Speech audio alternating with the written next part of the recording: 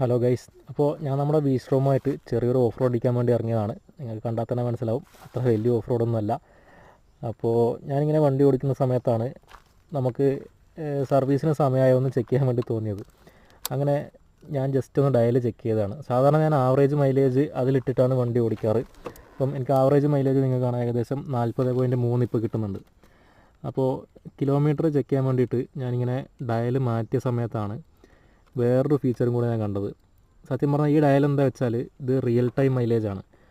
ഞാൻ ഈ feature Himalayan 450 കണ്ടിട്ടുള്ളൂ. ഇതിൻ്റെ ഫംഗ്ഷൻ എന്താ വെച്ചാൽ നമ്മൾ വണ്ടി റണ്ണിങ്ങിൽ എത്രത്തോളം ത്രോട്ടിൽ കൊടുക്കുന്നോ അതിനനുസരിച്ച് വണ്ടിക്ക് ആ സമയത്ത് എത്ര മൈലേജ് കിട്ടും, അതിനനുസരിച്ചുള്ള ഇൻഫർമേഷനാണ് ഈ ഡിസ്പ്ലേയിൽ വരുന്നത്.